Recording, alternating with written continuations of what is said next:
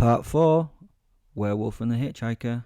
Please go back and listen to the others. Kind of makes sense, doesn't it? We now sat at our table with our meals and ate. We were talking as we were eating about things that were inconsequential and pretty pointless. She was so easy to talk to, things just flowed. There was no difficulty in conversation, no difficult silences. We just talked shite all through the meal. I didn't want to kill her or even hurt her. I just wanted to look after her in a way. Strange. My posit was sat bemused, watching and listening to what was going on in front of him, his head going left to her, then right to me in the conversation, such as a spectator at Wimbledon. As we both cheered, his voice came into my head in a moment of silence. Okay, Will, I have to admit, she's fucking great. It was, well, all very pleasant. Now that she was dressed as a lady of the Highlands, she had an element of regality to her. I mean, she looked like she was born of Scottish royal blood. She exuded strength and beauty, and all around us the people could see her as she really was. Although the food hadn't lasted long, the meal had lasted for a very long length of time, although it seemed quite quick in my head. We were now happy and full of food and left a hefty tip for our server. We then made our way back through the snow, which was now much deeper, back to the car. It was about 4 p.m. and the dark was getting darker. She sat back in her seat, closed her eyes and yawned, and I smiled and dragged my jacket from the car's back seat and laid it over her lap, lifting it to her chin and tucked it around her neck. She moaned a little gasp of delight and wiggled away deeper into the leather of the seat. Although they looked closed, her eyes were noticeably cracked, and she was observing my actions as she lay there. A smile cracked her lips. I like it when you look at me that way, Fen. Do you care for me? Do you? She asked. I laughed and smiled. My face was a brief mask of confusion and worry. Yeah, I think I do, Sally. At this point, my posit just let out a deeper sigh and sunk back down into the rear seat, mentally mumbling profanity after profanity. I think we should find somewhere to stay tonight and get on with the journey tomorrow, I told her. She lifted her head and looked into me deeply with those emerald green eyes. Those bright, intelligent eyes questioned my reasoning for this. I could see the various ideas for my wanting to stop ran through her mind. For an age she stared into my very black soul, and I knew that her final decision would greatly impact how I actually felt. This was a weird sensation. I cared what this being thought of me. Eventually she nodded and gave me her agreement. Okay. She then snuggled into the seat once more while I checked to find a local hotel that I could consider. There was a hotel very close, the Old Manse of Blair. It had 5 stars and seemed a semi-decent place. I programmed the GPS and we set off once more. When we arrived, we parked the car at the hotel's grounds and gathered our clothes to take inside. We ran through the snow to get to the reception and burst through the double doors, laughing and out of breath. The reception was silent except for the ticking of a clock, the crackle of a log fire, and the ferocious stare from behind the reception. The receptionist looked at us with quizzically 100 questions already in her eyes. Good evening, Sarah. How can I help you? Her tone was already degrading and patronising. I did not know if I wanted to rip her apart or lick her face. I looked at her name badge. Yeah, you've probably guessed it. It was another fucking Karen. Sally stepped in, speaking with authority that I'd really never seen her have before. Can I get your best room or suite that you have left for the evening, my good woman? After a long pause and a strained, maintained smile, Karen took her eyes from Sally's and landed them on mine.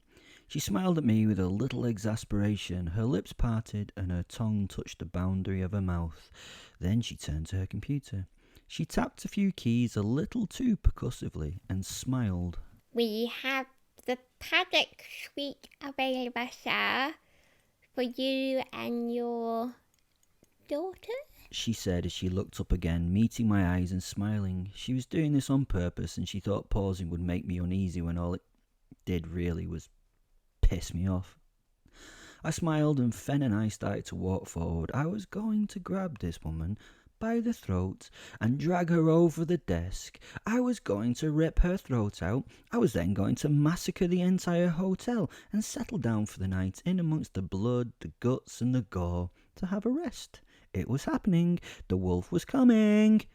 Sally must have read my intentions as something like them, and as I walked forward, she reached and grabbed my wrist. Instinctively, I turned to bat her away, but when I looked into her eyes, I saw a mischievous wee smile that I knew meant that she was actually going to deal with this woman. She smiled at me and then walked forward. She tossed her bag so that it smashed into the reception desk at its base, and she walked to it and placed her hands on the desk, somewhat demurely. She leaned over the desk and was on her tiptoes. I couldn't help it. Her pretty little ass was projected in my direction. Hi, Karen. This is my dad. Yeah, let's say dad. She giggled and winked at me. He speaks no English. She turned towards me, motioning a hand and asking me to come forward.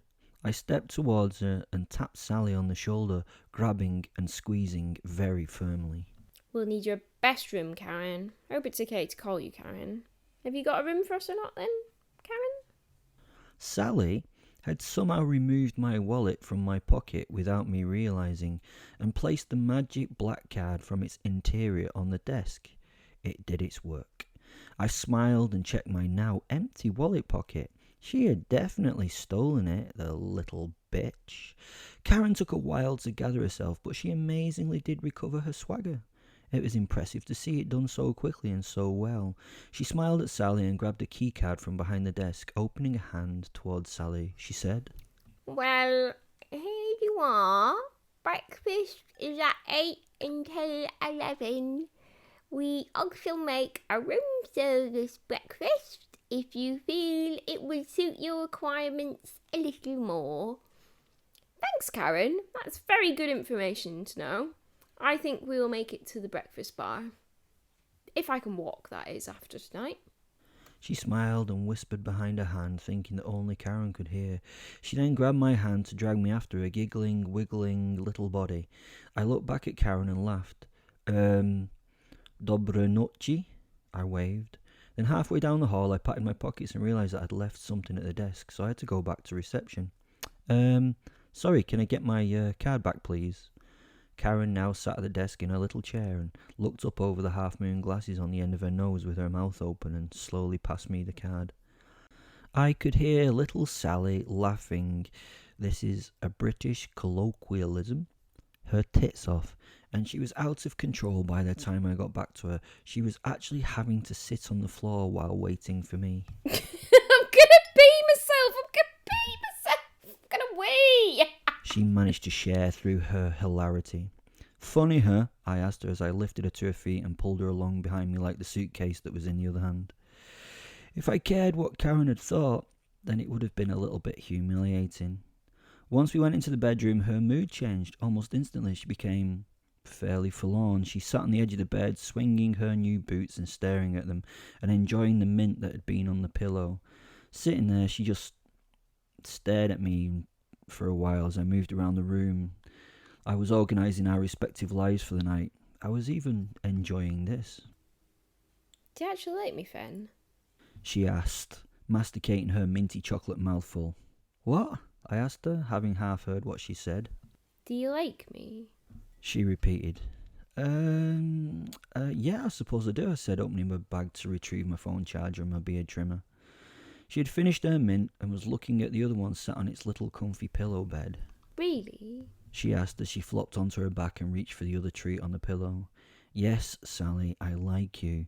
I reassured her and passed her an apple from the bowl on the table. Eat this and not that shite, please. I smiled as I took the mint and secreted it in my pocket. She gasped as she inspected the unwanted piece of fruit. But how much? She asked as she bit deep into that fruit and spoke with her mouth full. You have no idea who I am, so why do you even like me? I stopped doing everything and stared at the ceiling for some time as I played with the toothpaste tube in my hand. Well, I like you because you make me smile, you make me laugh, and you make me feel good. Do you know? She paused. I waited for her to complete her question, but she did not. She just continued eating her apple while maintaining eye contact with me. Do I what? I asked her. She kept me waiting while she chewed a large, lumpy mouthful. Eventually she stopped and swallowed down the contents of her mouth. She still stared, but had lost the confidence to ask the next question, which, to be honest, was probably better for me than for her. I put on the kettle and started rummaging through the contents of my bag. So, Sally, can I hear your true story? I mean, your proper story.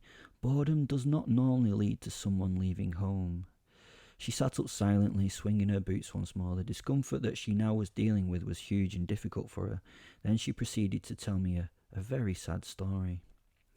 She had been abused by her father from a very young age and was telling me about Dad lying on top of her as a young child, maybe even a baby. She told me the most intimate details of how she'd been touched. She told me how her mother had known all along what was going on. It was sickening to hear what this man had done to this young girl, stealing her of her innocence at such a young age. She was very extremely graphic in the descriptions, and by the end of it, I sat next to the crying child, holding her in my arms as she broke and let the world's woes pour out of her damaged little soul. This child was a soldier, and something that I could see as a fighter. As she'd gotten older, she'd started to fight her father's efforts, although she would keep the man's activities secret for the sake of her mother.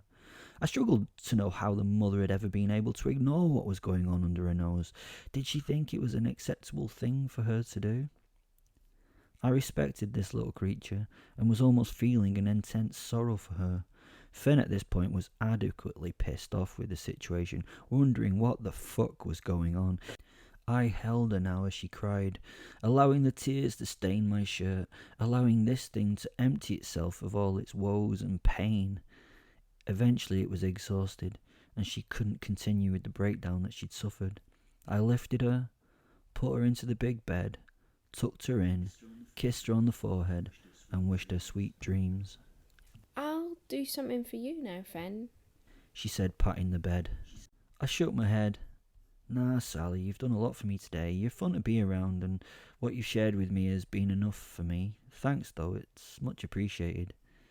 Inside, I was in turmoil. I could do something about this. I wanted to go back and meet these humans face to face and engage with them in a manner they understood. She slept soundly that night, while I could not. I sat rocking back and forth as I stared at the four walls while thinking of my next move. My posit spent his time telling me that it was only a human, and why should I give a fuck? Why should I give a fuck what happens to it? I shouldn't. I really shouldn't. But I did. The following day she woke while I sat staring at the walls. She was beautiful, but not in the way I usually like things. It was not attractive in the forms I knew. It was a different attraction. I wanted to care for it and look after it. It was so strange to me. She got dressed and we went to breakfast, where I introduced Sally to the taste sensation that is warm croissants and jam. She had never had these experiences before, and she enjoyed them in a massively over-enthusiastic, annoying manner. But I loved it. Every time she murmured her approval, I laughed and smiled, and she relished my own enthusiasm as I appreciated her. Sally, I said. She saw the serious expression on my face and stopped chewing the fifth croissant, mouth open. She said, I'm going to take you back to your parents. I want to meet them. What? Speak to them, and maybe I want to kill them, I told her sincerely. She sat looking at me. Well, looking into me and assessing her next move. I could sense the confusion in her body as she tried to work out what to do and what to say. She quickly chewed the remaining food in her mouth and swallowed it down with a gulp. You want to kill my parents? She asked. I think so. I need to talk to them at least, Sally. I'm something that can really help you. I am something that can kill them quite happily if I wish. Yeah, I know. she said. This shocked me and my posit. The posit sitting next to the dish of bacon quickly turned towards her. You know what? I asked. I know She repeated. You know what exactly? that you weren't joking about the whole werewolf thing. She replied calmly, popping more croissants into her mouth and smiling. Oh, how? I needed to know. Well, I woke up at 2 this morning, and instead of you being on the couch, there was this great big bloody werewolf, and you were shivering, so I covered you in a blankie. I thought I'd mention it this morning, or you might, but neither of us did, and just left it. I kept her eye contact for a long time, then looked over at the posit. We must sleep transform, he said with a wolfish shrug. I smiled in response. Okay, I said. Doesn't that worry you a little bit? I asked her. Like, you didn't try to eat me. Do I need to be worried? She replied. I smirked in response. Who'd want to eat you anyway? You're fucking revolting. We both laughed and got back to eating. So, would you? She smiled. Would I what? You know, kill my parents for me. I continued eating, looking very seriously at her. She did the same. Eye contact, never faltering. Okay, yeah, I answered, exasperated. Yay! She shouted, leaping up and running to my side of the table where she jumped onto my lap and kissed my forehead, making everyone at breakfast stare. I smiled. This was embarrassing, but in such a cool way. After breakfast, we went back to the suite and goofed around until checkout time. We paid Karen and then set off on a beautiful snowy day on a new mission to go kill some parents. Such happy times. Thanks for listening. There are loads of links down into the description to loads of things. So if you have any time in your day and you get bored and you want to have anything to do with this werewolf, then have a check of those out. Thanks for listening. Bye.